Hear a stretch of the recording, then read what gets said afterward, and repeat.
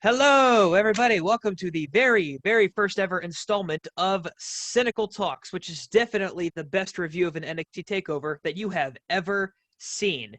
We may keep this a running thing. We may never do it again, but you'll never know. How you doing, Nick? Doing awesome. And yeah, this will be the best one that you've ever seen. And in my opinion, I think it's going to keep going. But we've done a couple trial runs with Instagram, and now this is the real shit.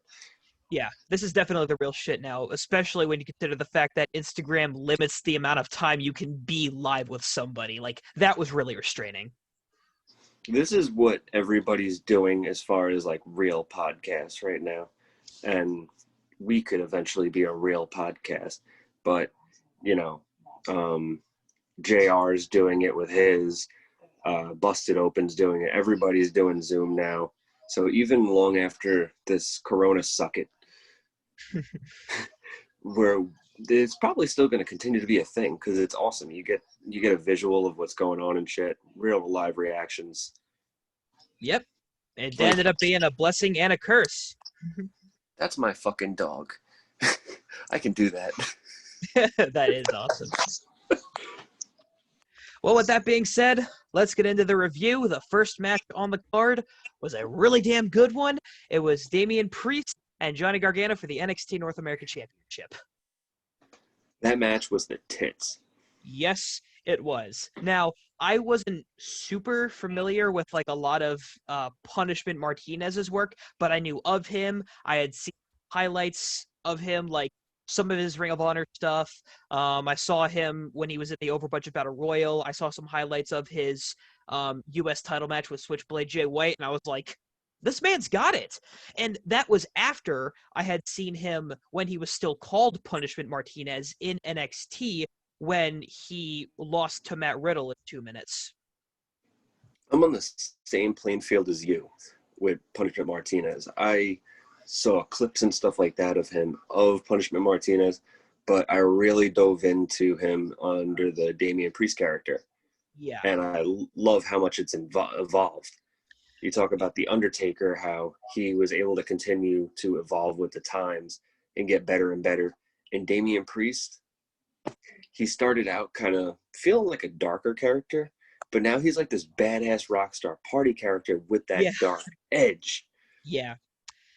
Despite all of my skepticism that I had about Damian Priest, the character in NXT, he managed to prove all my skepticism to be worthless because I love everything about him now. I wasn't fully on board with the name change, and I wasn't fully on board with the face turn, but he's making it work, and on top of that, he's having bomb-ass matches on TakeOver with Johnny Gargano. How good do you have to fucking be to, in 2020, get over with Cornette saying good things about you? Yeah, only a handful of people can ever say that they've been on Cornette's good side. Not that he's the be-all of end-all, but when he's that knowledgeable and he's been around the business that long, his opinion does have some weight to it. So I would say, yeah, if you can get on his good side, you've definitely made it. You've done something right. And if he's on Cornette's good side, I have to imagine that Dave Meltzer's rating him 1 star. Of course, because as I've said in one of my TikTok videos a long while ago, Jim Cornette and Dave Meltzer are two sides of the same coin. But regardless of what they have to say about it, this match was awesome, as once again we already said. The only thing that I was just a little bit disappointed about was when they were setting up for something that I believe also happened in the In Your House match with Priest and Balor, where one of them was supposed to get like laid out on the steps on the outside, because you saw them standing on the apron and just punch, kick to the head. Oh, he countered it. Maybe it's Gargano that's going to go through it. But then that was all just a lead up to the finish. That was like my one gripe. I'm 50-50 on that because I like that it puts you in suspense. It's kind of, think of like a horror movie where, you know, there's something set up, maybe spikes or something, and the people that the mass killer is going to, you know, spike them into it and kill them all. They avoid it and they get away. I just like that it built up that suspense, and it was never used. I don't think that they should do that a lot, but in this case, it worked, and they proved that the steps were never even fucking needed. Yeah. Yeah, everything in moderation, and also you're right, the steps were not needed because Damian Priest has been proven to be a really good top guy, and a top babyface at that, at a time when that is really what NXT needs. There's something that I didn't notice until tonight. I never heard anybody mention it until tonight. Maybe I wasn't listening, but that choke slam, that sit out choke slam, the name of it is called South of Heaven, and I love the name. That is an awesome name. It's band, like if I could get a new band together, we're calling ourselves South of Heaven. Yeah. So on the whole, the match was also really great. There was never really any major spots that stood out, but like I feel like there's two reasons that a match can be good. One, there's a lot of really memorable spots, or two, it's paced really well and everything flows. This was a match that flowed. These were two guys that know exactly what they're doing, and they elevated that mid-card title into something that is worth a lot, and it made Damian Priest come out looking like the star that he is, and it didn't take away from Johnny Gargano, because at this point, you can't take away from Johnny Gargano. No, and that's why he was the perfect guy to be put in this match. He made you feel like he could win it, but it also made you feel like Priest could retain, and it didn't have that, I know who's going to win, so what's the point of watching kind of feeling. Yeah, ever since that match between Johnny Gargano and Ricochet for the NXT North American title, where Ricochet was the champ and Gargano won it off of him, I went into that match expecting, or rather, I had that mentality of, oh, Ricochet's just going to win, but what's the point? And then he didn't. So I was like, oh, I guess I'm not safe. I guess Johnny Gargano matches aren't safe like this. We love to watch AEW and we love to watch NXT, and we hate to watch the main roster, and every once in a while they surprise us with something good and fuck it up later. But it all has to do with, we don't, it used to feel cool when we could predict everything, and then it got old really fast. When you can't predict an outcome and it could leave you on a cliffhanger, it could just pop the shit out of you. That's what we look for as wrestling fans. 100%. I don't think I could have said it better. Shocks and awes. Yeah. So if you had to rate this match out of 5 stars, what would you have given it? I don't want to put it up too high, just because, what exactly are you putting it on a scale with? But all right, so me and a bunch of my boys, Still Real to Us podcast. I have a whole clique with them, and they like to put everything as like pizza. So, you call it 3 in the crust, 7. So it'll go up to 8 in the crust. That's as high as you could rate it. I was thinking maybe we could find our own little thing. Maybe not pizza, but that will be a work in progress. I will definitely come up with something that's unique to this setting. But in the meantime, I am going to give it 3.5 stars because I feel like that's a safe rating. Not giving it too high of a rating, but also giving it what it was worth, which was a damn good match. I'm not trying to one up or anything, but I'm gonna say fucking give it 4. That's your opinion, man. That's why we do this. Hey. And before we start reviewing the next match, I just want to give a disclaimer. If you see like my eyes shifting like this a lot, or you see me get real bug-eyed, it's because I'm still kind of wearing down from drinking half of a Four Loko. So if I smile and giggle a lot more than I normally do, that's why. It's making me feel really loose. Oh man, I used to drink 7 Four Locos a night, but that's why I am where I am in recovery.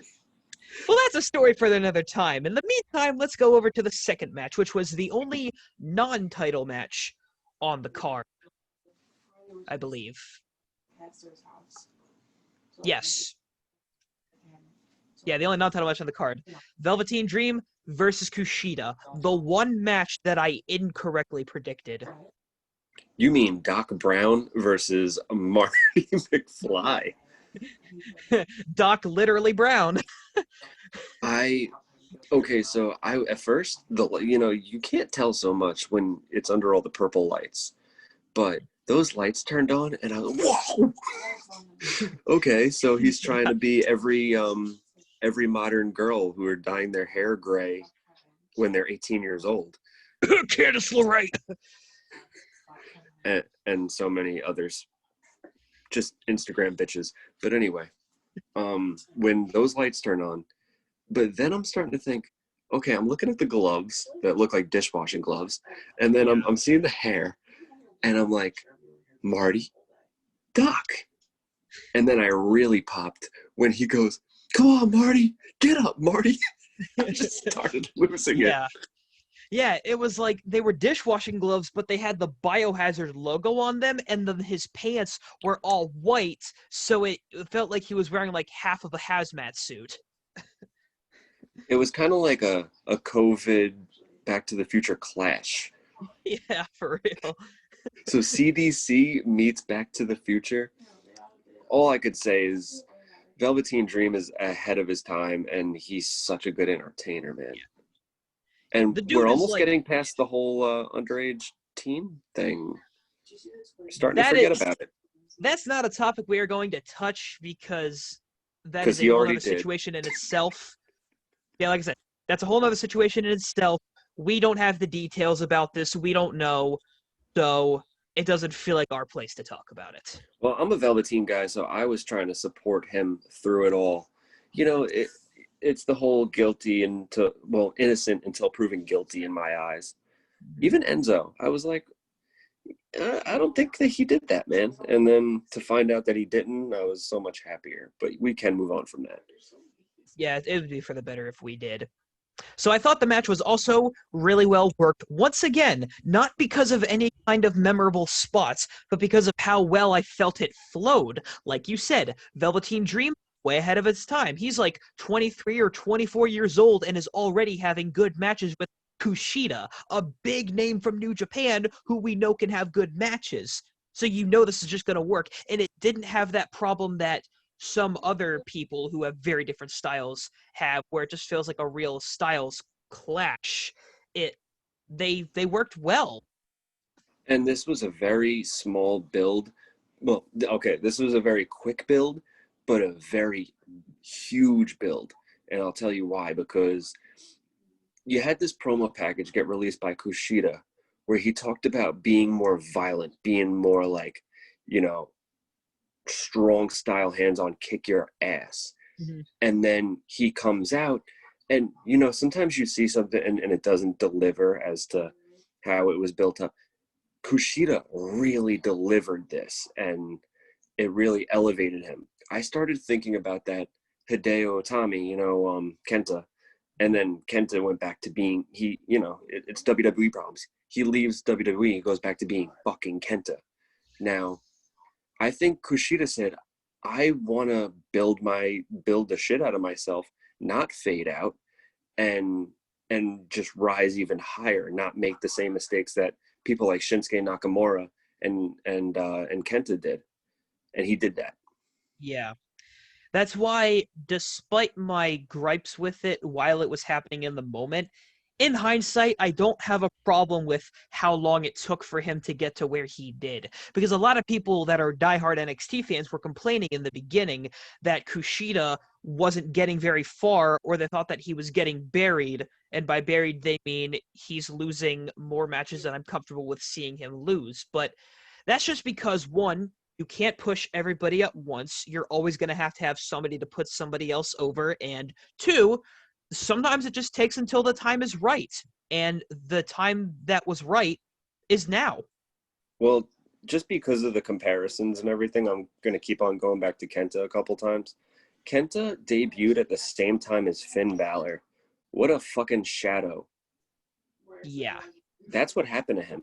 But, at the same time, I think Cameron Grimes and a couple of other people popped out right at the same time as Kushida. Yeah. So, okay, so let this one shine, let this one shine. Give it a little while. Now we can let this one shine. Yeah. Without going too far off topic, I do believe Cameron Grimes was handled very well. I genuinely can't stand seeing him as intended. And he's doing what he needs to do to get you to that point. 100%. So I thought Velveteen Dream may have tapped out a little bit too quickly, but then again, that also seems like a really heelish thing to do is, when someone brings you to that point because you're too cocky and you can't back up what you say, you immediately get defensive. And that's kind of what he did. But at the same time, he's been so wishy-washy as far as whether he's a face or a heel, and Kushida is now showing signs of being more of an anti-hero than anything after being a pure babyface, that I guess that concept really doesn't work.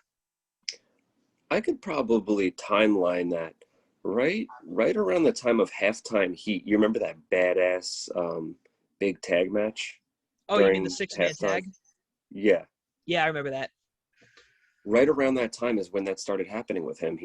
He's face, he's heel, he's face, he's heel. Mm. And yeah, it just confuses the audience because you need to kind of tweeners don't work anymore. Yeah. And then he went out with that. Roman. Yeah. And then he went out with that wrist injury, which meant people weren't thinking about him at all, let alone what his character is like, or if he's a babyface or heel. Like, when you're not even in people's minds, it doesn't even matter what you were, because by the time you come back, you're gonna get popped no matter whether you're a face or a heel. Oh yeah. Now, Velveteen, okay, I'm gonna say this overall throughout this whole takeover. I'm not gonna jump forward except for just saying this. The most important thing that has caught my eye was the selling of every single match. The selling was so good. Yes. I think one of the things that really added to this match is, like you said, Velveteen Dream's selling. Even post-match with the assault, he still, was just selling it so well that I thought, wow, I buy Kushida as a badass despite his height and despite his size. Like, if, Velveteen Dream is just that good at making other people look like they can hurt him, that Kushida came out looking badass. I'm just thinking, I'm seeing him continue the beatdown, and I'm thinking he's a little angry, scrappy guy who is gonna fuck you up. Yeah. And that's enough. Yeah. He actually gives off underdog energy, which a lot of underdogs fail to do currently. Big time. We see it in so many examples. Mm-hmm. And then I think Darby's doing it right. Yeah. Just saying. All right. Then after that match, we had it wasn't the women's title match. That was right before the main event. It was the last men's match right before that. It was the Cruiserweight. Yes, the Cruiserweight title match. Thank you. Because it was King Cuerno versus Killshot. How could I miss that? King Cuerno versus Killshot, except without the deer head and without the luchador mask. Yeah. I can't not. I'm just so good. I'll have to get back into watching Lucha Underground at somewhere else, but in some other time. But in the meantime, let's talk about how much more important Isaiah Swerve Scott felt in this, because his booking before this was mediocre at best. Like, if you watch any Santos Escobar or Isaiah Swerve Scott matches, they're not great, but this finally felt great. Big time. The one gripe that I had was I did not know who the fuck that guy was. No, they didn't do a good job at telling me. I know he had an interview later. I wasn't listening to it. I was eating pizza pockets or waiting for my pizza pockets, and the volume was lower at that point for some reason. But it was good to get his lackeys out of there, Escobar's lackeys out of there, to kind of give that final just one-on-one, no distractions feeling. Yeah. But yeah, King Santos Escobar, I got to get used to that. definitely, he's kind of like the Andrade of today. Like, he really delivered. This is what I didn't like. I didn't like that the three amigos and the attempted frog splash was used. If you're going to pull that out, fucking win. If not, leave it the fuck alone. But he did end up winning the match. No, he didn't win with that. Okay, yeah, he didn't win with that as the finish, but this is a question I'm genuinely asking. Did Eddie Guerrero use the Three Amigos suplexes as a finish? Yeah. Okay. He's used, Undertaker has beaten opponents with the chokeslam and with the tombstone. The Three Amigos is his chokeslam. It doesn't put everybody away, but if not, he's got the frog splash to follow it up. Also, the thing that doesn't work with the Three Amigos is that is meant to get people mad because you're hitting them right in the nostalgia. You can't hit people in the nostalgia if there are no people there. Well, you can be targeting, trying to hit the people at home. That's the point of all this right now. Yeah, I get that it's trying to hit the people at home, but I'm just saying, like, in general, that spot works almost exclusively well when there's people in the arena to be fucking hot about it. And if you're trying to get heat, well, then your commentators aren't doing a good job when they're talking about he's paying homage to the late great Eddie Guerrero. Yeah, They should. What a disrespectful little piece of shit. I hope he dies on a bus crash. yeah, a heel, yeah, a heel character appropriating a finish is not paying homage. That is you being a dick to an audience that you can't see. That's highway robbery. He's stealing. Yeah.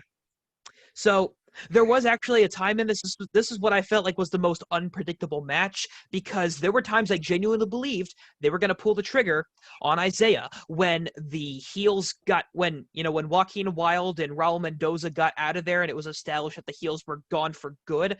I thought, wow, he can get a comeback and this 450 is going to win it. And then it didn't. Okay, I thought the 450 was the end of the match too. Yeah. I totally see your point there. And that is a mini gripe that I have. When you have a top rope signature move or a top rope finish, fucking have that be the finish, because it makes the things you do afterwards feel less valuable. Mm-hmm. As we always kind of go back to the Spanish fly off the top rope. Which happened. Which we will get to when we talk about the next match. But I do see your points. Yeah, we could go into the rating. Right after I was surprised to see Swerve hit something that didn't really feel like it was in his arsenal. And it was that spike DDT where he was kind of set up in the corner. I thought he was going to do something more of a flat liner or something like that. He pulled some things out that I wasn't expecting to see of him, and that kept me on my toes because I was like, oh, there's more to Swerve Scott than we knew about, and maybe he was waiting until he had this opportunity to actually do it, and that could be part of the reason why his NXT television matches were suffering. Have you seen his finisher on Lucha Underground? I don't believe I have. Oh my god, it's like the one-winged angel on steroids. I think he kept it over because I did see him do that one-winged angel type shit to like Tyler Breeze or something. He had to have at least used it once, but I was just wondering, like, yo, why don't you keep that? That move rules. Yeah, I know for a fact I saw him do some one-winged angel type shit on NXT television. Yeah, so awesome stuff. I could have went without seeing the no-name guy, or at least they kind of gave him more of an identity. Yeah, the dude literally had no identity at all. At most, he was just like a jobber. Like, he looked like one of the guys that Velveteen Dream was squashing when they had him come back. Or he looked like one of the guys that Karrion Kross was squashing when he came back. He looked like one of the guys that belonged behind the plexiglass and got loose. Yeah, he just Who's guarding the plexiglass? Nobody, I guess. So yeah, that was a bad shenanigan, a bad interference, but the rest of Legado del Fantasma interfering, that is how you do a good one. They definitely picked up some pointers from UE when it comes to how to do a good interference. Well, that's a good segue, bad shenanigans, because right after this we have the women's title match. I'm gonna rate this one 2.5 stars. I even gave up on the rating, but if you want to keep rating, by all means, go ahead. I do understand why you would give this 2.5 stars, though, because as I mentioned this in our DMs, if this had no shenanigans, it would have been spectacular because Io Shirai is literally the top babyface of NXT, and she is one of the best matchmakers. I don't know if she was the one that directly put this match together, but she sure as hell was the one that did did it. So she's just that good, and I don't care much for Candice LeRae at all, but it was nice seeing Io beat her. She's a she's a female Johnny. She's just a no expression, no flavor.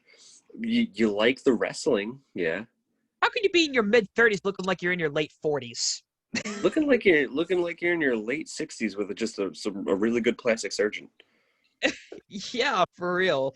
Looking like a trophy wife, but the trophy has been tarnished a bit. This turned into the So, roast of Candice LeRae. oh, I will keep going. I would like to choke her with a candy wrapper. Giggity. So Io Shirai, she's like a snake that could shed some skin like really well. Io Shirai, she had that when she did the thing with the stupid mask and the peace sign. She just seemed like she was just like the Teletubby of wrestling. I just wasn't interested in her character. Yeah. But then it hit, and she had that dark heel with the music and the lights that give you epilepsy and just fucking badassery. And then she went babyface, but she kept that dark edge. And that's what kept her just so badass and getting over. Because if she went right, it's like Bailey going back to the side ponytail. If she's going to become face again, you'd be like, fuck out of here. Yeah. Yeah, But she did it right. Yeah, the thing that worked from Io Shirai being a babyface, which didn't mesh well at all with how they were building her, because they were building her to be like the best woman in the company, and she was, but you wouldn't know that because she had a gimmick that just didn't feel like her. And then she did get a gimmick that was her, along with a heel turn, and she kept her credibility even though she stopped being a heel. Because this feels like her. Yeah, definitely. And you get a really good taste of that when you saw the promo with her and Damian Priest. That was such a badass. They played off each other so good. Yeah, you And she wouldn't spoke in think they would. Japanese for the majority of her part, and they played off so good. Damian Priest is just that good of a promo artist, I guess. And she was just like, "Yeah, rock stars." Yeah, that was funny. Yeah. And I just think Io Shirai easily has the best moonsault, at least in WWE. Yeah, because you see some fucking moonsaults in WWE Yeah. nowadays. Yeah. I have It ain't nothing what it used against to be. yeah. For example, I have nothing against Kevin Owens. He is my favorite person in WWE right now, but he doesn't do a good moonsault. No, he does a boonsault. A moonsault. My buddy Aaron Jones. He used to call his moonsault the boonsault, and it was like the sideways, lazy ass moonsault. And there's a town called Boone in North Carolina. It's just a funny name of a town. It's just Boone. Yeah. Slow. Yeah. And yeah, so yeah, but before she did that, before we had gotten to that finish, this was the second best match as far as keeping your suspense, because I was like, oh look, heel Johnny pretending to be the ref, this shit. I knew that heel Johnny wasn't gonna end up becoming the official ref, but I had this suspicion that this is what's gonna lead eventually to the spot where Io loses, and then that didn't happen. Okay.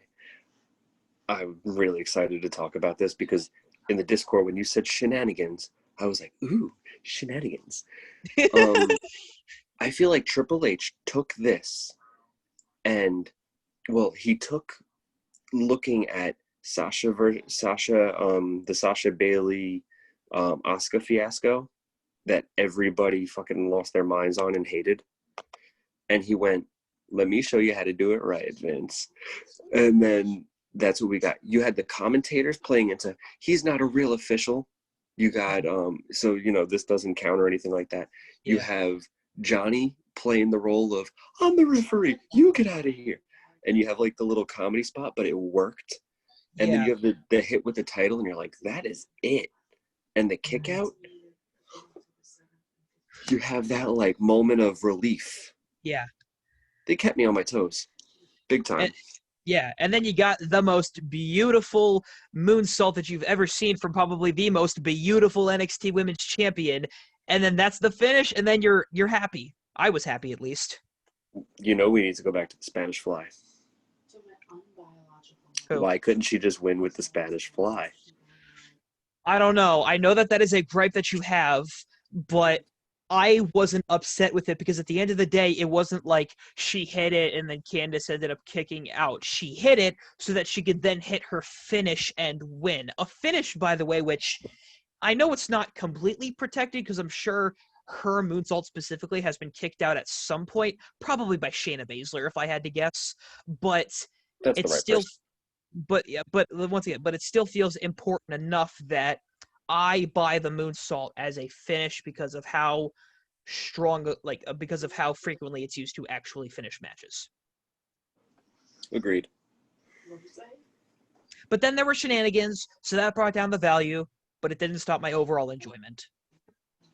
Yeah, I really like this match, and I also really like that the little dream, the Johnny and Candice dream of being, Hunter and Stephanie didn't come true. It's shattered. There's just something about seeing like a wannabe power couple not reach the levels that they wish to and just seeing their world crash and burn that gives me a lot of satisfaction right here.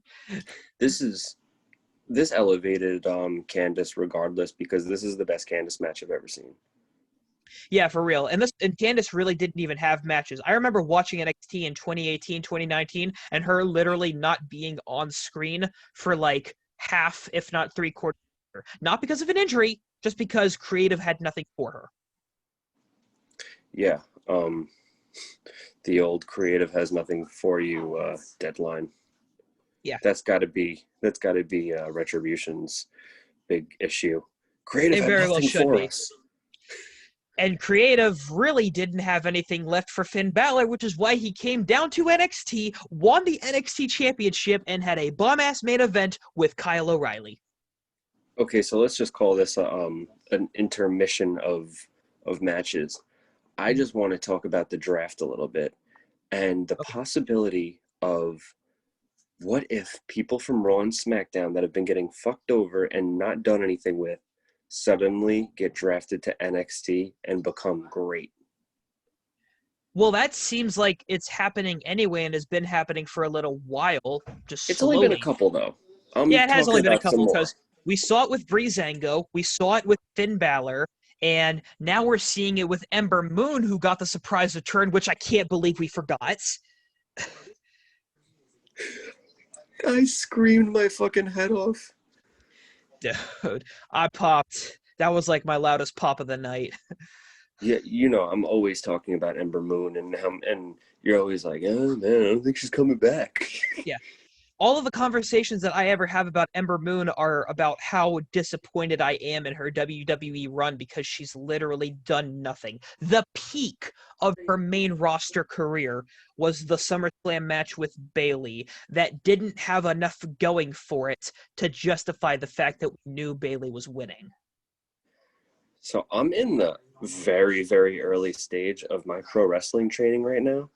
Mm-hmm. But when I get into my first matches, I want to use Ember Moon's finisher as my finish. I want to change things up because you really think you're going to do an Eclipse? Yeah, because I've hit it before in backyard type matches in a ring. Okay, I have faith in you. I love her finisher. I remember the match where she hit two girls at once with that Eclipse. Yeah, I think it was so hard to do. I think it was Liv and Sarah of the Riot Squad. Yeah, it was definitely like a team. I think it was the Riot Squad. because I distinctly remember it being like a faction where it was the two lackeys of the faction, not the main person. Was that the Money in the Bank match? That was a multi-woman match. It might have been. I don't remember anymore. But then, before that happened, we got, even though this didn't pop me because I was a little bit confused at first, when Toni Storm's face popped up on the screen, I was like, God damn, because in case you didn't know, I love Toni Storm to death. I think she's great. I think Yeah, I she's a love Toni Storm too. phenomenal UK women's champion. But the reason why that didn't pop me as much was because all we saw was like this part of her face and like a little bit of her hair. And at first I thought it was Scarlet. So did I. But then I noticed a slight deviation in her accent, and I was like, is this Toni? Okay, so the Scarlet thing only lasted for me probably the same length as to before the voice kicked in. Yeah. And I had a million questions at first. I was like, why does Scarlet have anything to do with this? And then I'm wondering, is Scarlet going to try her, shoot her shot as a singles competitor in the women's division? I'm like, I hope not. But she's really good in her role with Karrion Kross. I probably wouldn't put anything past that, but she's got to have something to do, I'm sure, too. Yeah, knowing how they like to book managers and how they like to book tag teams whenever one person associated. Yeah. When one person of the group is out with an injury, I don't see anything in the cards for Scarlet, unfortunately, but I am glad to see how, and I think Toni is like Rhea Ripley. She is NXT, if not main roster, ready. I was like an 8-year-old kid when she got on the screen because I was singing in my living room, Toni Storm, Toni Storm, da da da da da. I can't say I've done that. Although I think it's time to talk about the main event now. I know I already mentioned it, but it's time. Okay. Everybody was kind of getting annoying, and I'm talking about everybody that I'm talking to on every type of social media and stuff. I hope that there's some kind of interference and some kind of return. Why the fuck does there need to be a return? Yeah. If you have your top belt of your brand in your main event of a pay-per-view, why would you want to diminish the value by having interferences? Also, why do you want to diminish the pop and the excitement of what you just got with Ember Moon and Toni Storm? If Karrion Kross comes back and runs down that ramp and does some crazy shit and rips someone's head off, do you really care about Ember Moon and Toni Storm anymore for that moment? No, you don't. Mm-hmm. That's why you don't book them all in the same shot. But I'm not a doctor, and I don't even play one on TV, but I don't see Karrion Kross coming back for a decently long time, because if you saw him, his muscle on his arm was like all balled up to right here. If that happens to you, which props to him for powering through that. That man is a beast. Okay, so I want to see him come back with one Terminator arm. Oh my god. Yeah. He just comes back. Keith Lee, I am coming to the main roster to kill you. No, they're gonna pair Keith Lee with T-Bar because of all of Keith Lee and T-Bar's matches on the Indies. I'm sorry, I can't with a straight face. Slapdick might get involved. You got to be careful. Slapdick. He's got a mean mollywop. Okay. Get it together. Although, you know what one thing is that I want to say, one comment that I have about this match, it gave me a lot of New Japan vibes to it. I didn't look back at, I noticed it as it was happening, but it didn't fully process and make me go back in my head until this match of how good all the selling was, because the best selling out of the entire takeover was this match. Yeah, I guess you could say that. Mm-hmm. Oh my god.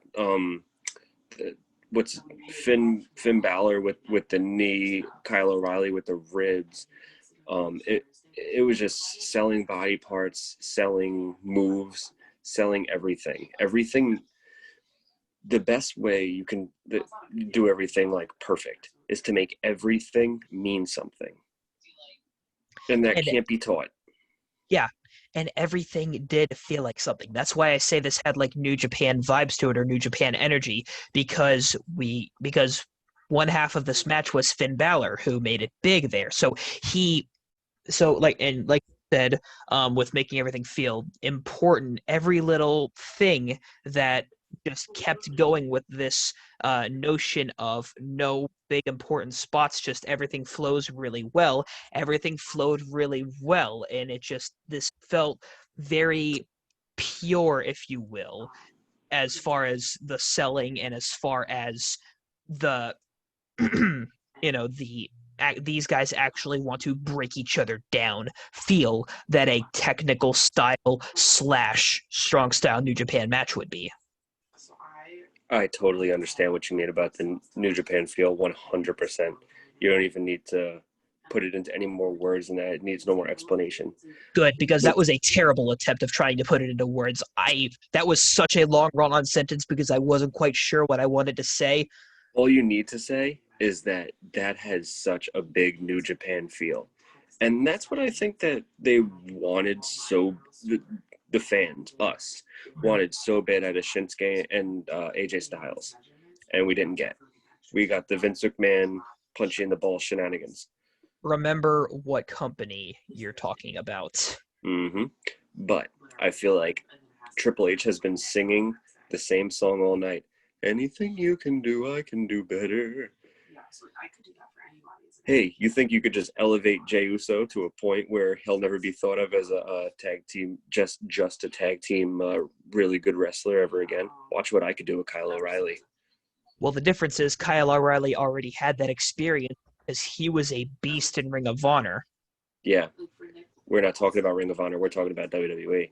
Yeah, but I'm saying that that is what makes Kyle O'Reilly so good, and what made that match work so well, and why it doesn't work so well when you're comparing it to something like Jey Uso's singles match with Roman, because he knew what he was doing because he had been doing it. We just hadn't seen him do it for such a long time because he had Mm-hmm. to work tag matches that when we do see it, we're like, wow, you're right. Triple H can do this better than Vince. And literally the only place where they dropped the ball with letting you know things, like just putting it out to you, was that fucking guy in the swerve match. And who are you? But when they started showing little clips of Kyle O'Reilly in Ring of Honor, in indies and stuff like that, just going, and people constantly talking about him versus Adam Cole, it really told the story of like, I can get back to this and I can go and I can do this and I can be Finn Balor's worst nightmare, and he's been my dream opponent for God knows how long, but we never crossed paths. Yeah. That made it so much of a bigger feel. Absolutely. Two last things I have to say about Kyle O'Reilly specifically. One, in his defense, you did need those Ring of Honor clips because what singles match clips are you going to pull Kyle O'Reilly from his NXT days? You can't. He spent his days almost exclusively tagging with every single member of UE. And it wasn't enough. It wasn't enough to maybe show some war game stuff, and it wasn't enough. I lost my train of thought. It wasn't. Yeah, I lost it. But yeah, That's it okay. wasn't enough just to show like war games matches and stuff like that. Like, yeah, you had to put that on there. Mm-hmm. And the second thing that I just remembered that I wanted to bring up about Kyle O'Reilly is that this is the progression of the not the NXT, of the Undisputed Era story that we so desperately needed, because they did it all. They had the impactful debut. They held all of the gold. They were the aces of the division at multiple times, and at sometimes literally all four of them at the same time. And now they just need something else. And I feel like they did this really well with half of faction feeling like they're baby faces, Cole and O'Reilly, and the other half feeling like they're still being, douchey heels, Strong and Fish. Mm-hmm. And this is really good because that question was, well, where the hell do you go after this? You know, you've done everything you can do. Do you go to the main roster and sink? Does Adam Cole raise and the rest of the guys are just, you know, getting beat by the Street Profits and the Viking Raiders? Luckily for you, they answered that question when the little logo showed up on the bottom, and then boom, they pan over. And I am now conditioned, and I believe everybody's conditioned into believing that whenever you see that little logo pop up in the corner here, you know, the one that would usually be like right here, copyright, all rights reserved, Mm-hmm. that's when you know something is about to happen, because that's always when they do something. It was when they did the iconic Ciampa heel. And in this instance, it was when they did the Ridge Holland carrying Adam Cole. And I was like, yes, the next big bad, another direction for the UE to go. Let's go. What do you think about Ridge Holland? I haven't seen that much of him because I have really not been paying attention to NXT UK, unfortunately. But from what little bit I did see of him in NXT, I can really get behind him. And he I has the saw size and he has the skill. Sorry, but he has the size and skill that I can buy him as a big bad and the next target for either Cole or O'Reilly or both. I saw one. It's my fingers ghosting. I saw one really good match with him, Yeah. and it's all I needed. But the only the only thing I can say as a negative towards this guy is his name is fucking stupid. But Yeah, the name does kind of hold him back. that's just WWE for you. I mean, if you ever get a chance to listen to the New Day podcast, listen to the episode where they talk about the amount of names that they had and the amount of names that they were given, and they were like, "Fuck no." Are you talking about names for the faction before they Yeah, settled on New Day? yeah. Oh, I can only imagine. There were some bad ones. There were some racist ones. There were some overall just twisted up. How could you even consider that a thing? Wow. But then you also have regular singles names. Like Billy Kay got super lucky. That that doesn't happen all the time. She got the exact name she wanted. Yeah. You know who else also got the exact name they wanted? Enzo. He wanted to be Enzo Amore. Yeah, he wanted it to be. They wanted him, I believe, to come up with like 5 different names. So he came up with 5 different names that all had that were all EA. So and then he purposefully made all like the rest of the 4 like garbage ones so that they would have no choice but to go with Enzo Amore, and that's how he got what he wanted. Well, I'll tell you this. I will bet you my NXT championship that Colin Cassidy did not come up with nor want that name. Who? Big Cass. Oh, yeah, Cass probably didn't want that, but then again at the same time, they were never originally meant to be together. That's just something that ended up happening, and they got super over as a result. So we forget that that was never supposed to happen. Cass was one of those guys who got pushed into a good place because of his size, but then they found out he wasn't going to have that entertaining factor. He wasn't going to have that it factor No, of that it being factor, yeah, charismatic. that it factor was all Enzo. Enzo was all entertainment, all star, and Cass was all heater. Mm-hmm. That's why AEW, and you can people can say this all they want. Oh, the land of the factions. How many more factions are going to pop up? They're doing this for a reason, and it's probably Jericho's influence, because they want to put these people with these really good people to get that rub and that experience, because that's who you're driving Yeah. with in the car. That's what you're getting everything from.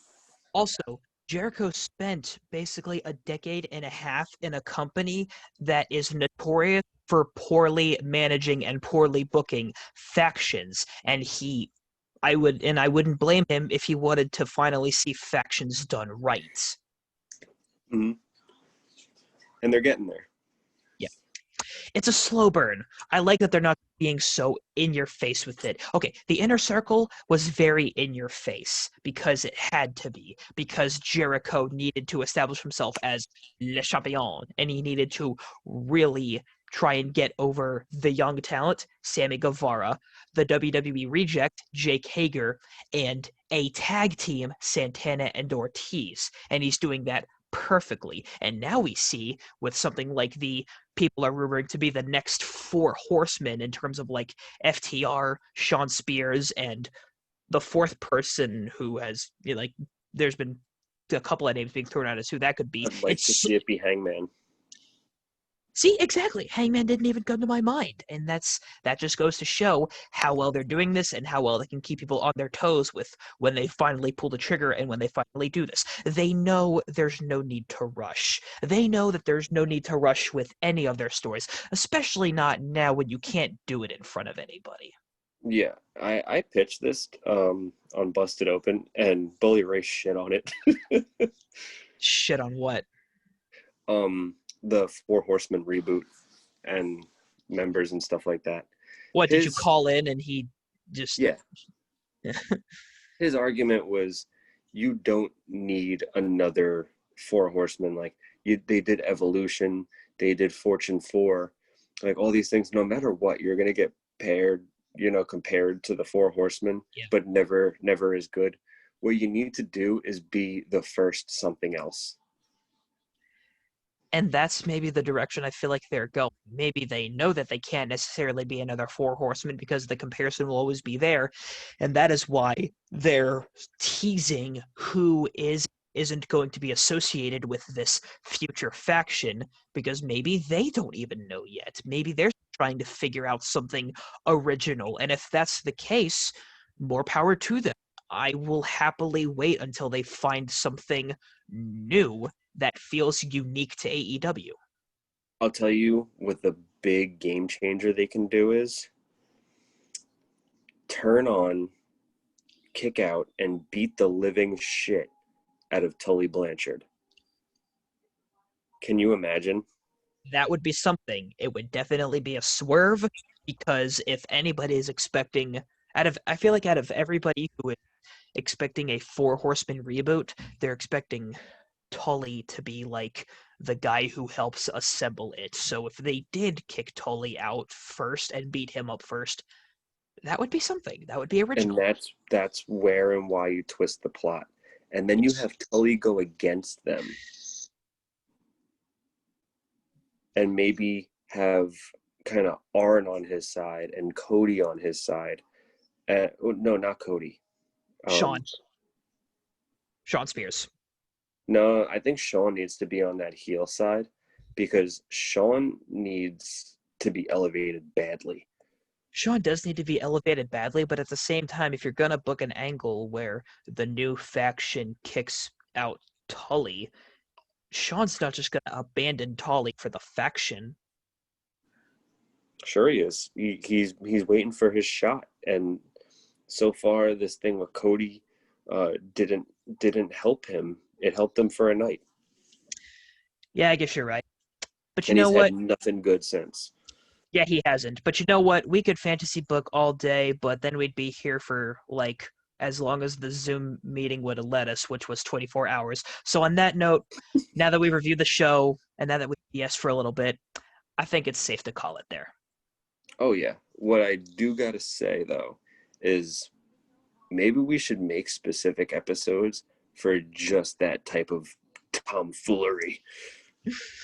Yeah, Malarkey. we could. Well, we'll talk about that some other time. In the meantime, good talks. Thanks for agreeing to do this with me. It was a blast. You got it, brother. Have a good one. You too, bro.